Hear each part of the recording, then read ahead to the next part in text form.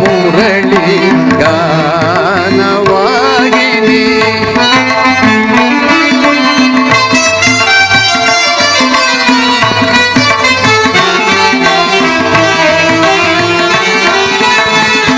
ಭಾಮಿನಿ ರುಕ್ಮಿಣಿ ಬಾಯನ್ನ ಮನದಿನಿ ಮೋಹನ ಮುರಳಿ ಗಾನವಾಗಿನಿ.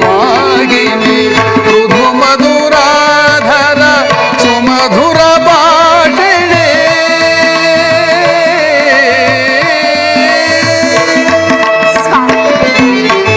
ಮೃದು ಮಧುರಾಧರ ಸುಮಧುರ ಭಾಷಣೆ ಮಾಧವ ಹೃದಯ ಮಹದಾನಂದ ರೂಪಿಣಿ.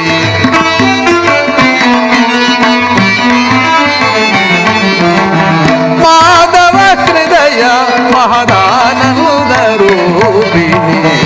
ಭಾಮಿನಿ ರುಕ್ಮಿಣಿ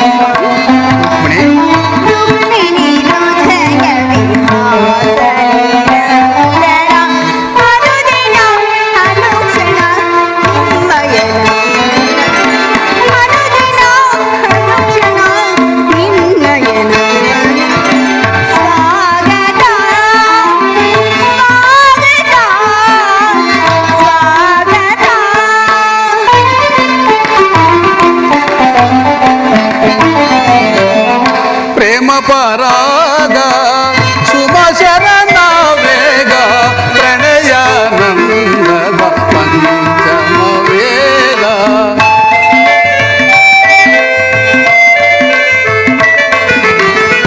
ಪ್ರೇಮ ಪರಾಗ ಸುಮಶರಣ ವೇಗ ಪ್ರಣಯಾನಂದದ ಪಂಚಮ ವೇದ.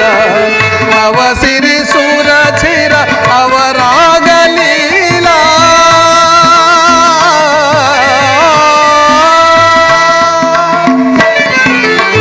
ನವಸಿರಿ ಸುರ ಚಿರ ನವರಾಗಲೀಲಾ. ನೂತನ ಪ್ರೇಮ ಅಮೋಘ ಭಾವ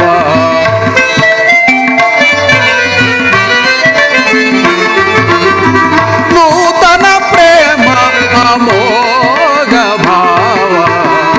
ಭಾಮಿನಿ ರುಕ್ಮಿಣಿ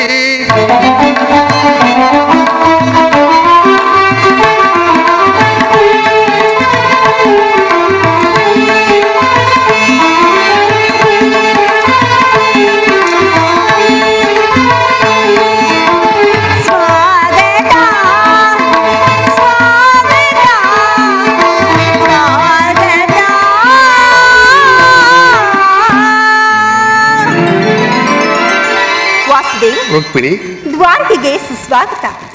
ವಿರಾಟ ನಗರದಲ್ಲಿ ಪಾಂಡವರ ಸಮಾಚಾರವೇನು ಸ್ವಾಮಿ? ರುಕ್ಮಿಣಿ, ಪಾಂಡವರು 12 ವರ್ಷ ವನವಾಸವನ್ನು 1 ವರ್ಷ ಜ್ಞಾತವಾಸವನ್ನು ಮುಗಿಸಿಕೊಂಡು ಪಾಂಡವರು ಹಸ್ತಿನಾವತಿಗೆ ಹಿಂದಿರುಗಿದರು. ವಿರಾಟನ ಪುತ್ರಿಯಾದ ಉತ್ತರೊಡನೆ ಅಭಿಮನ್ಯುವಿನ ವಿವಾಹವೂ ಆಯಿತು. ಆದರೆ ತಮಗೆ ಬರಬೇಕಾದ ಅರ್ಧ ರಾಜ್ಯವನ್ನು ಪುನಃ ಕೊಡುವಂತೆ ಕೇಳಲು ಯುಧಿಷ್ಠಿರನು ತನ್ನ ಕುಲಪುರೋಹಿತರಾದ ಧೌಮ್ಯರನ್ನು ಸಂಧಿಗಾಗಿ ಆ ದುರ್ಯೋಧನನ ಬಳಿಗೆ ಕಳುಹಿಸಿದನು. ಆದರೆ ಆ ದುರ್ಯೋಧನನು ಸಂಧಿಗೆ ಸಮ್ಮತಿಸಲಿಲ್ಲ. ರುಕ್ಮಿಣಿ, ಯುದ್ಧವೆಂದು ಅನಿವಾರ್ಯವಾಗಿ ಬಂದು ಒದಗಿದಂತಿದೆ ಪ್ರೇತನು. ಏನು ಸ್ವಾಮಿ, ಪುನಃ ಯುದ್ಧವೇ? ಹಾಗಾದರೆ ನಿಮ್ಮ ವಿಶ್ರಾಂತಿ ದಿನವೆಂದು ಕಳೆದು ಹೋದು. ದ್ವಾರಕೆಯ ಕುಸುಮರ್ಶನದಲ್ಲಿ ಮಲಗಿ ಅರಮುಚ್ಚಿದ ಕಣ್ಣುಗಳಿಂದ ಅನಂತ ಹೋಗುದ ಅಗಲುಗನಸು ಕಾಣುವುದು ವಾಸುದೇವ. ನಿಮಗಿನ್ನು ಸಾಧ್ಯವಿಲ್ಲ ತಾನು? ಪ್ರಿಯತಮೆ, ಲೋಕ ಸೇವೆಯ ಹರಕೆಯನ್ನು ಹೊತ್ತಾಗಲೇ ನನ್ನ ವಿಶ್ರಾಂತಿ ದಿನಗಳು ಕೊನೆಗೊಂಡವು. ಅದಕ್ಕಾಗಿ ನಾನು ಚಿಂತಿಸುತ್ತಿಲ್ಲ ರುಕ್ಮಿಣಿ. ಹಾಗಾದರೆ ಈ ಪ್ರಶಾಂತವಾದ ಮುಖಭಂಗಿ ಏಕೆ ಸ್ವಾಮಿ? ಯುದ್ಧದ ಸಮಾಚಾರವನ್ನು ಕೇಳಿ ವೀರರು ನಟಿಸುವುದು ಸಹಜ. ಹೇಳಿ, ಕಂಸ ಶಿಶುಪಾಲಾದಿ ದಾನು ಸಂಹರಣೆ ಮಾಡಿದ ಈ ನಿಮ್ಮ ಚಕ್ರ ರಕ್ತಶ್ರೀ ಪುನಃ ಜಾಗೃತವಾಗಿ ಜಗತ್ತಿನ ಯಾವ ಮೂಲೆಯಲ್ಲಿ ಅದಾವ ದುಷ್ಟರು ಜನ್ಮಿಸುವುದು ಅವರ ತೀಕ್ಷದಾರಿಗೆ ಅವರಿಗೆ ಆವತಿಯಾಗಲಿ ಸ್ವಾಮಿ. ರುಕ್ಮಿಣಿ, ಯುದ್ಧವೇನೋ ಒದಗಿದಿದೆ, ಆದರೆ ಆ ಯುದ್ಧದಲ್ಲಿ ನಿನ್ನ ಪತಿಯು ನಿರಸ್ತ್ರನು. ರುಕ್ಮಿಣಿ, ನಾನು ಆಯುಧಗಳನ್ನು ಧರಿಸಿ ಯಾರ ಪಕ್ಷವಾಗಿಯೂ ಕಾದಾಡುವುದಿಲ್ಲವೆಂದು ಪ್ರತಿಜ್ಞೆ ಮಾಡಿರುವೆನು. ಸ್ವಾಮಿ, ಈ ಶೈನಾಗಾಡ್ ಹೊತ್ತಿನ ದಾಟಲು ಒಂದು ಅನುಕೂಲವಾದ ಕಾರಣವೇ ದೊರಕುತ್ತಾಯಿತು. ವಾಸುದೇವ, ನಿಮ್ಮ ರಾಜನೀತಿ ಕೌಶಲ್ಯವನ್ನು ನಾನೀಗ ತಿಳಿದೆನು. ಆದರೆ ಇದೇನು ಪರಿಹಾಸ್ಯವೇ ತಾನು? ಇದು ಪರಿಹಾಸ್ಯವಲ್ಲ ರುಕ್ಮಿಣಿ. ಗೋಪಿಕಾಂಗಜನಿಂದ ಪರಿವೇಷಿತನಾಗಿ ಮೊದಲ ವೇಣುಗಾನದಿಂದ ವಿಶ್ವ ಸೃಷ್ಟಿಯನ್ನೇ ನಲಿಸಿದ ಲಲಿತ ಕೃಷ್ಣನ ಮಧುರ ರೂಪವನ್ನು ಜನರು ನೋಡಿಯೇ ಇರುವರು. ಕಂಸ ಶಿಶುಪಾಲಾದಿ ದಾನವರನ್ನು ಲೀಲಾ ಮಾತ್ರದಿಂದ ಸದೆಬಡಿದ ಅವನ ಪ್ರಚಂಡ ಅಟ್ಟಹಾಸದಿಂದ ಈ ಜಗತ್ತಿನ ಹೃದಯವೂ ಕಂಪಿಸುತ್ತಿರುವುದು. ಆದರೆ ಈ ಸಾರಿ ಯುದ್ಧವು ಪ್ರಾರಂಭವಾದಾಗ ಈ ಎರಡರಿಂದ ವಿಭಿನ್ನನಾದ ಬೇರೊಬ್ಬ ಕೃಷ್ಣನನ್ನು ಅವರು ನೋಡುವರು. ನಾನು ನಿರಸ್ತ್ರನು. ಕುರುಕ್ಷೇತ್ರದ ಯುದ್ಧ ಸೂತ್ರವು ನನ್ನ ಕೈಯಲ್ಲಿ. ಚದುರಂಗದ ದಾಳಗಳಂತೆ ಈ ದರ್ಪಾಂಧ ಚಿತ್ರಿ ವೀರರನ್ನು ನಾನು ಅಲ್ಲಿಂದಿಲ್ಲಿಗೆ ಇಲ್ಲಿಂದಲ್ಲಿಗೆ ನಡೆಸುವೆನು. ಶಸ್ತ್ರಾಸ್ತ್ರಗಳ ಸಂಗ್ರಹವೇ ಪೌರುಷದ ಪರಮಾವಧಿ ಎಂದು ಜನರೀಗ ತಿಳಿದಿರುವರು. ನಾನು ಆ ಜ್ಞಾನವನ್ನು ಅರಿಸುವೆನು. ಮಾನವನ ಆತ್ಮಶಕ್ತಿಯು ಶತಕೋಟಿ ಶಸ್ತ್ರಾಸ್ತ್ರಗಳನ್ನು ಪರಾಭವಿಸಿ ವಿಜಯದ ಭದ್ರಪೀಠವನ್ನು ಏರಬಲ್ಲದೆಂಬುದನ್ನು ಜಗತ್ತಿಗೆ ತೋರಿಸುವೆನು. ಸತ್ಯದ ಚರಪ್ರಕಾಶದಿಂದ ಜಗತ್ತನ್ನು ಬೆಳಗಿಸುವೆನು. ಕುರುಕ್ಷೇತ್ರದ ರಕ್ತ ಪ್ರಳಯದಲ್ಲಿಯೂ ಈ ನನ್ನ ಕೈಗಳು ಸ್ವಚ್ಛ ಹಿಮದಂತೆ ನಿರ್ಲಿಪ್ತವಾಗಿ ಬೆಳಗುವುದನ್ನು ನೀನು ಮುಂದೆ ನೋಡುವೆ ಅಂತ ರುಕ್ಮಿಣಿ.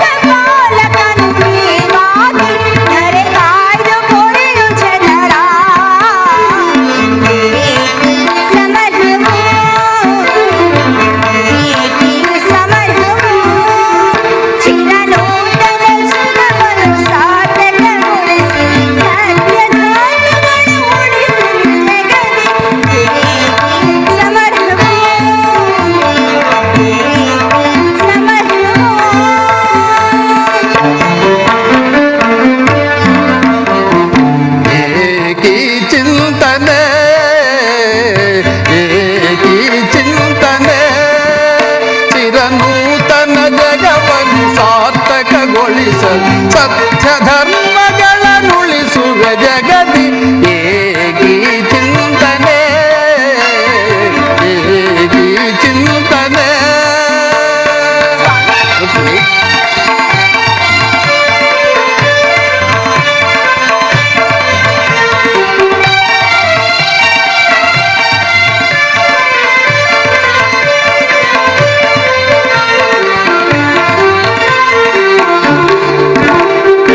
ಹರೆಯ ಧುರಿತವನ್ನು ಪರಿಹರಿಸಲ್ ಈ ಲೋಕದಿ ಜನಿಸಿಹೆನೆ ಪ್ರಿಯೇ.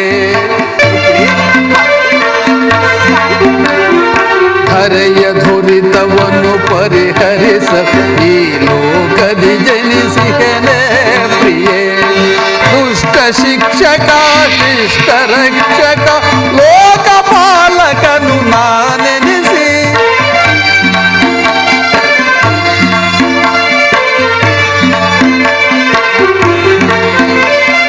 ದುಷ್ಟ ಶಿಕ್ಷಕ ಶಿಷ್ಟ ರಕ್ಷಕ ಲೋಕಪಾಲಕನು ನಾನೆನಿಸಿ ಕರೆ ಕಾಯ್ದು ಪೊರವೆ ಜನರ ಏಕಿ ಚಿಂತನೆ ಏಕಿ ಚಿಂತನೆ ಚಿರನೂತನ ಜಗವನ್ನು ಸಾರ್ಥಕಗೊಳಿಸ ಸತ್ಯ ಧರ್ಮಗಳನ್ನುಳಿಸುವೆ ಜಗದಿ ಏಕಿ ಚಿಂತನೆ ಏಕಿ ಚಿಂತನೆ.